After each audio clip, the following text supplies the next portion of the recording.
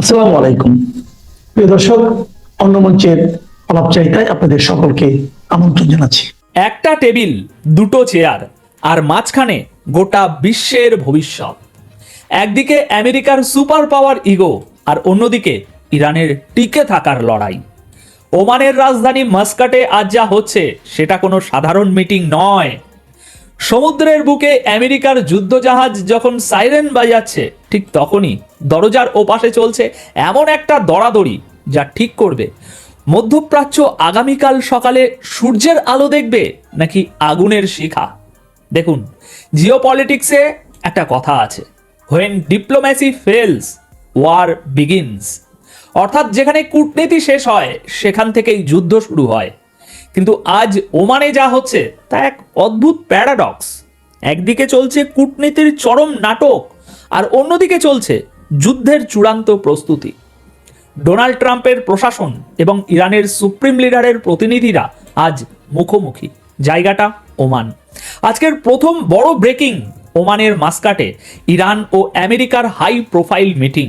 ইরানের পররাষ্ট্রমন্ত্রী আব্বাস আরাকাচি এবং ট্রাম্পের বিশেষ দূত স্টিভ উইটকফ, এই দুজন কি আজ যুদ্ধের দরজাটা বন্ধ করতে পারবেন, নাকি ভুল বোঝাবুঝিতে পরিস্থিতি আরো বেশি জটিল হবে?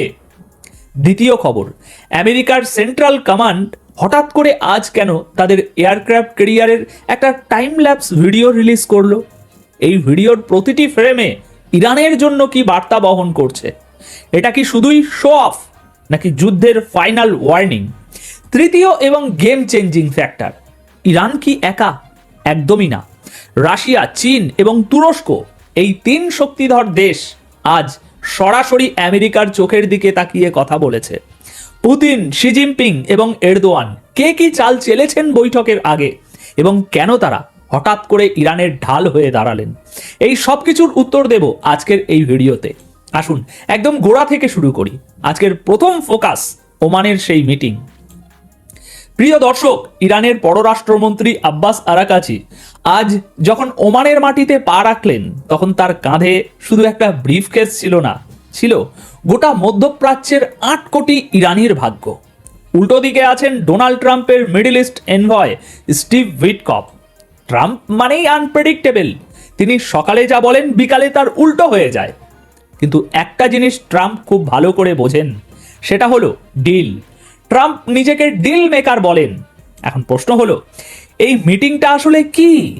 এটা কি সত্যিই শান্তির জন্য, নাকি এটা একটা প্রেসার কুকার?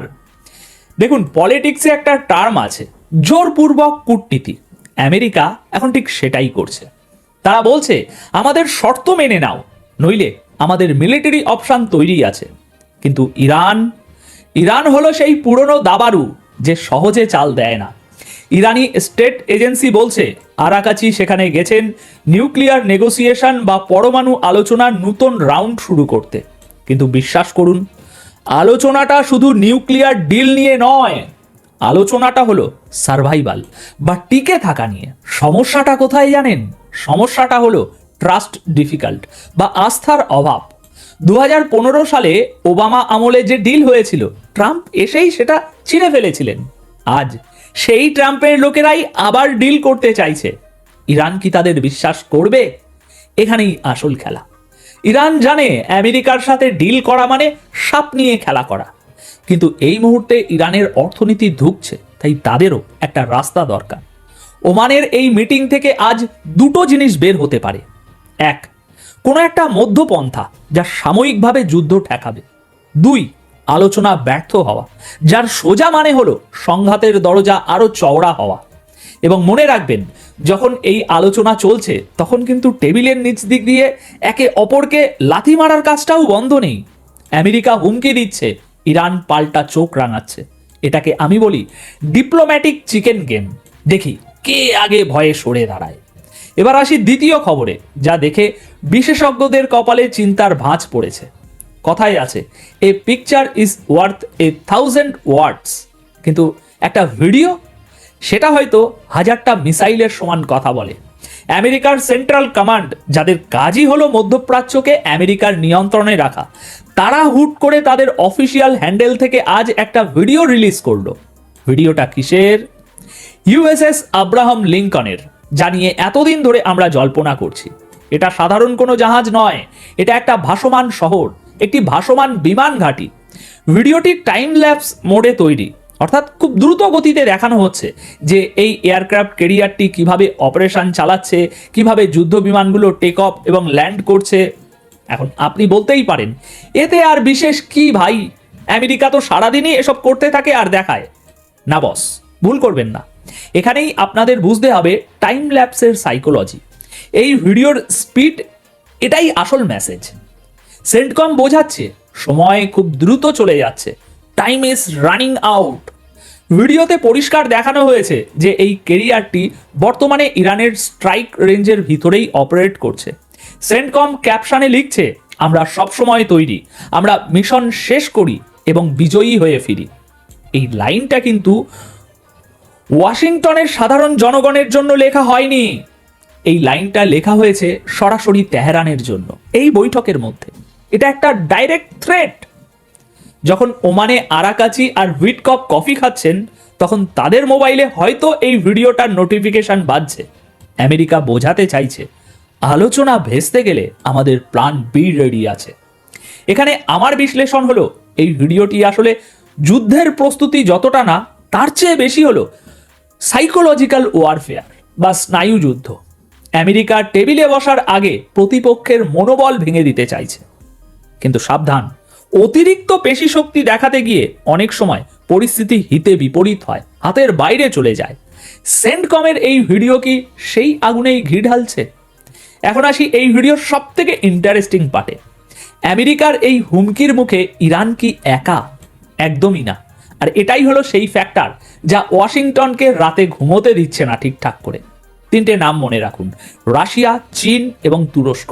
তিনটে আলাদা আলাদা দেশ, তিনটে আলাদা স্বার্থ, কিন্তু আজ তারা এক বিন্দুতে দাঁড়িয়ে ইরানের পাশে। প্রথমে আসি রাশিয়ার কথায়। রাশিয়ার ইউএন অ্যাম্বাসাডার ভাসিলি নোবেনজিয়া যা বলেছেন তার ডিপ্লোম্যাটিক ভাষায় রীতিমতো ধমক। তিনি বলেছেন, ইরানের বিরুদ্ধে যুদ্ধ হলে সেটা পুরো রিজিয়নকে কাঁপিয়ে দেবে এবং রাশিয়া এটা কখনোই মেনে নেবে না। কেন রাশিয়া এত বিচলিত? কারণ ইরান হলো রাশিয়ার অন্যতম প্রধান ড্রোন এবং অস্ত্র সরবরাহকারী। ইরান আক্রান্ত হলে রাশিয়ার সাপ্লাই চেন ভেঙে পড়বে। তাই রাশিয়ার জন্য ইরানকে রক্ষা করা এখন আর বন্ধুত্ব নয় ভাই, এটা প্রয়োজন। পুতিন কখনোই চাইবে না তার বাড়ির পাশের উঠোনে আমেরিকার দাদাগিরি বাড়ুক। এবার চীন সাধারণত চুপচাপ থাকে, তারা ব্যবসা বোঝে। কিন্তু বেইজিংয়ে চীনার ডেপুটি ফরেন মিনিস্টার যখন ইরানি কাউন্টার পার্টের সাথে দেখা করলেন, তখন তারা স্পষ্ট বললেন, শান্তিপূর্ণ নিউক্লিয়ার প্রোগ্রাম ইরানের জন্মগত অধিকার। চীন কেন ইরানের হকের কথা বলছে? কারণ তেল। চীনের বিশাল অর্থনীতির চাকা ঘোরানোর জন্য ইরানের তেল দরকার। আমেরিকা যদি ইরানকে অকেজো করে দেয়, চীনের জ্বালানি নিরাপত্তা হুমকিতে পড়বে। তাছাড়া চীনের বেল্ট অ্যান্ড রোড ইনিশিয়েটিভে ইরান একটা বড় হাব। তাই চীন পরিষ্কার বার্তা দিচ্ছে, এখানে ঝামেলা করো না, আমাদের ব্যবসায় লাল বাতি জ্বললে তোমারও ক্ষতি হবে। চীন এবং রাশিয়া মিলে আমেরিকাকে বুঝিয়ে দিচ্ছে, দুনিয়াটা এখন আর এক মেরুর নেই। এখন মাল্টিপোলার ওয়ার্ল্ডে আমেরিকার দাদাগিরি অত সহজে চলবে না। সবশেষে তুরস্কের এন্ট্রি। তুরস্কের প্রেসিডেন্ট রাজেপ তাইয়িপ এরদোয়ান, যিনি নিজেকে মুসলিম বিশ্বের আধুনিক সুলতান মনে করেন, তিনিও চুপ নেই। মিশর থেকে ফেরার পথে এরদোয়ান বলেছেন, আমরা সর্বশক্তি দিয়ে এই যুদ্ধ আটকাবো। এরদোয়ান একটা খুব গুরুত্বপূর্ণ পয়েন্ট তুলেছেন, মিসাইল। তিনি বলেছেন, নিউক্লিয়ার ইস্যুর চেয়েও বড় সমস্যা হলো মিসাইল টেকনোলজি নিয়ে দরাদরি। তুরস্ক এখানে নিজেকে মধ্যস্থতাকারী হিসাবে প্রজেক্ট করছে। এরদোয়ান জানেন তার সাথে ট্রাম্পের সম্পর্ক ভালো, আবার ইরানের সাথেও তার বর্ডার আছে। প্রতিবেশীর ঘরে আগুন লাগলে নিজের ঘরও নিরাপদ থাকে না, এটা এরদোয়ানজি ভালোভাবেই বোঝেন। তাই তুরস্ক চাইছে ট্রাম্প এবং ইরানের সুপ্রিম লিডার সরাসরি কথা বলুক। এখন ভাবুন তো সিনারিওটা কি দাঁড়াচ্ছে। একদিকে আমেরিকা ও ইসরায়েল, অন্যদিকে ইরান, রাশিয়া, চীন এবং তুরস্ক, তাদের পরোক্ষ সমর্থন। এটা কি তৃতীয় বিশ্বযুদ্ধের কোনো ব্লুপ্রিন্ট তৈরি হচ্ছে? আমি আপনাদের মোটেও ভয় দেখাচ্ছি না, আমি শুধু মানচিত্রের রেখাগুলো দাগ কেটে কেটে আপনাদের সামনে তুলে ধরছি। দেখুন, আমেরিকা, রাশিয়া, চীন সবাই যখন ইরানের ইস্যু নিয়ে কথা বলে তখন তারা আসলে নিজেদের স্বার্থের কথা বলে। ইরান হলো এখন দাবার বোর্ডের সেই ঘুঁটি যাকে কেউ হারাতে চায় না, আবার কেউ জিততে দিতেও চায় না। সবই স্বার্থ। আমার ব্যক্তিগত বিশ্লেষণ হলো আমেরিকা এখন দোটানায়। ট্রাম্প জানেন নতুন করে একটা যুদ্ধ করা মানে তার আমেরিকা ফার্স্ট নীতির একেবারে 12টা বাজানো। যুদ্ধের খরচ, তেলের দাম বৃদ্ধি এবং আমেরিকান সৈন্যদের কফিনে করে দেশে ফেরা, এটা কোনো প্রেসিডেন্টই তার টার্মের শুরুতে চান না। আবার উল্টো দিকে ইসরায়েলের লবি এবং আমেরিকার মিলিটারি কমপ্লেক্স ট্রাম্পকে চাপ দিচ্ছে ইরানে আর একটা যুদ্ধ শুরু করতে। আমি যতদূর বুঝতে পারছি ওমানের এই মিটিং আসলে একটা মুখ রক্ষার চেষ্টা। উভয় পক্ষই চাইছে যুদ্ধ না করে কিভাবে জেতা যায়, কিন্তু সমস্যা হলো ইগো। যখন ইগো রাজনীতির চেয়ে বড় হয়ে দাঁড়ায় তখন যুক্তি জানালা দিয়ে পালিয়ে যায়। সেন্টকমের ভিডিওটা যেমন ভয়ের, ঠিক তেমনই রাশিয়ার সাপোর্ট ইরানের জন্য অক্সিজেনের মতো। এই ব্যালেন্স অফ পাওয়ার বা শক্তির ভারসাম্যই হয়তো এখনই বড় যুদ্ধ লাগতে দিচ্ছে না। একে বলে ডেটারেন্স। কিন্তু এই ভারসাম্য খুবই নড়বড়ে দর্শক। একটা ভুল আর পুরো ব্যালেন্স তাসের ঘরের মতো ভেঙে পড়তে পারে। মনে রাখবেন, ইতিহাস আমাদের শেখায় সব বড় যুদ্ধ শুরু হয়েছিল এমন কিছু ঘটনা থেকে যা প্রথমে খুবই নগণ্য, ছোট মনে হয়েছিল। ওমানের বন্ধ ঘরে যারা বসে আছেন আজ, তারা কি ইতিহাসের সেই শিক্ষাটা মনে রেখেছেন? এখন সবশেষে একটা কথা বলবো, পৃথিবী এখন এক সন্ধিক্ষণে দাঁড়িয়ে। আজ ওমানে কি ডিল হবে নাকি কাল সকালে আমরা যুদ্ধের ব্রেকিং নিউজ দেখব, তা সময়ই বলবে। তবে একটা বিষয় পরিষ্কার, মধ্যপ্রাচ্যের এই দাবানল যদি জ্বলে ওঠে তবে তার আঁচ থেকে আমরা কেউ বাঁচব না। তাই নজর রাখুন ওমানের দিকে আর নজর রাখুন আমাদের চ্যানেলে, কারণ খবরের ভেতরের খবর আমরাই সবার আগে আপনাদের কাছে পৌঁছে দেব।